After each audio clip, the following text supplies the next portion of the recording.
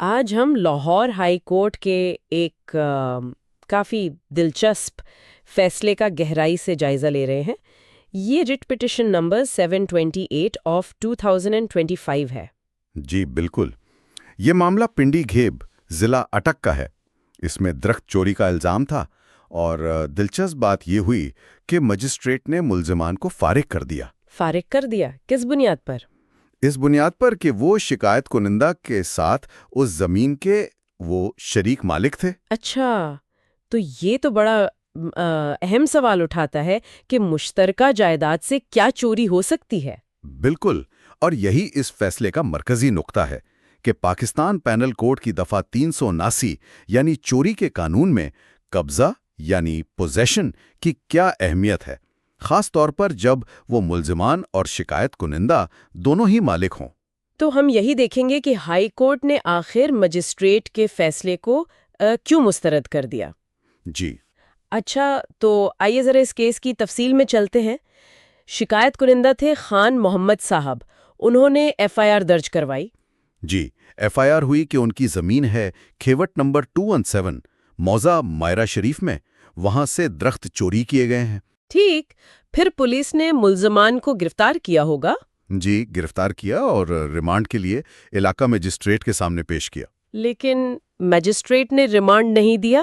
نہیں، انہوں نے ریمانڈ دینے کے بجائے ملزمان کو فارغ ہی کر دیا، یہ کہتے ہوئے کہ ریکارڈ سے لگتا ہے کہ وہ زمین کے شریک مالک ہیں۔ تو ان کی دلیل کیا تھی کہ شریک مالک چوری نہیں کر سکتا؟ ان کی منطق یہی تھی کہ مشترکہ ملکیت میں ہر شریک مالک وہ پوری جائیداد کا مالک سمجھا جاتا ہے، تو کوئی اپنی مشترکہ جائیداد سے کیسے چوری کر سکتا ہے؟ یہ تو بظاہر منطقی لگتا ہے، لیکن کیا قانون بھی یہی کہتا ہے؟ خاص طور پر چوری کے قانون میں تو وہ قبضے کا ذکر آتا ہے نا؟ آپ نے بالکل صحیح نقطہ پکڑا ہے۔ یہی بات ہائی کورٹ نے واضح کی۔ جسٹس طارق محمود باجوہ صاحب نے فیصلے میں لکھا کہ میجسٹریٹ نے صرف ملکیت کو دیکھا، جو کافی نہیں تھا۔ جی بالکل ناکافی تھا۔ دیکھیے، چوری کی تعریف جو ہے دفعہ 378 پی پی سی میں، اس کا لازمی جز کیا ہے؟ کسی شخص کے قبضے سے اس کی رضامندی کے بغیر بے ایمانی سے کوئی منقولہ جائیداد ہٹانا۔ تو اصل زور قبضے پر ہے، ملکیت پر نہیں۔ جی ہاں، ہائی کورٹ نے یہی کہا۔ قبضہ، چاہے وہ فزیکل قبضہ ہو یا کنسٹرکٹیو قبضہ یعنی قانونی قبضہ، وہ چوری کے جرم کے لیے اہم ہے۔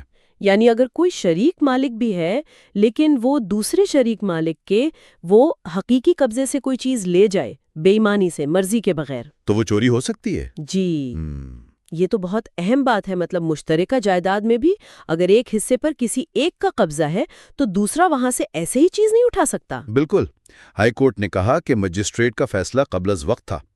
تفتیش تو ابھی شروع ہوئی تھی، یہ تو طے ہونا تھا کہ جس جگہ سے درخت کٹے وہاں اصل میں قبضہ کس کا تھا۔ تو صرف شریک مالک ہونا وہ کافی نہیں تھا انہیں بری کرنے کے لیے؟ جی نہیں، خاص طور پر اتنی جلدی تفتیش کے شروع میں۔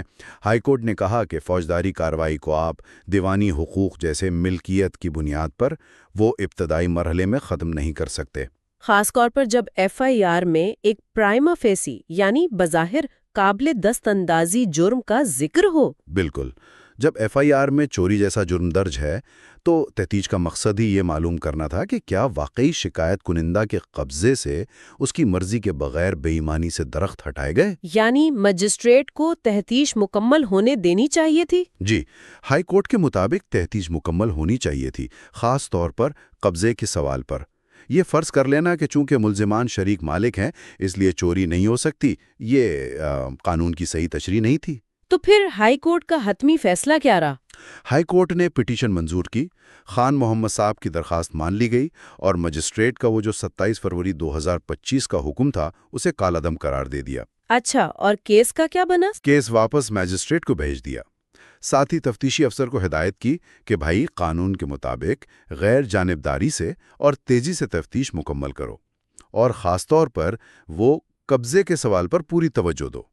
تو اس پوری بحث سے، اس فیصلے سے اہم ترین نتیجہ کیا نکلتا ہے؟ دیکھیں، سب سے اہم نقطہ یہ ہے کہ فوجداری قانون میں اور خاص کر چوری کے معاملات میں ملکیت اور قبضہ یہ دو الگ الگ چیزیں ہیں۔ یعنی صرف مالک ہونا کافی نہیں؟ جی، قانون قبضے کو بھی تحفظ دیتا ہے۔ اگر آپ مشترکہ جائیداد کے مالک ہیں لیکن اس کا کوئی حصہ دوسرے شریک مالک کے حقیقی قبضے اور استعمال میں ہے تو آپ وہاں سے بے ایمانی سے اس کی مرضی کے بغیر کوئی چیز نہیں لے جا سکتے۔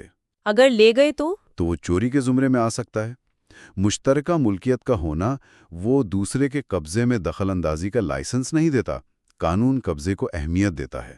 یہ واقعی ایک بہت اہم قانونی وضاحت ہے اور یہ سوچنے پر مجبور کرتی ہے کہ یہ ملکیت اور قبضے کا جو فرق ہے یہ مشترکہ جائیداد یا خاندانی جھگڑوں پر کیسے اثر انداز ہوتا ہے۔ بالکل، اور یہ بھی کہ کب ایک بظاہر دیوانی معاملہ یعنی سول میٹر وہ فوجداری نوعیت اختیار کر سکتا ہے۔ یہ غور طلب بات ہے۔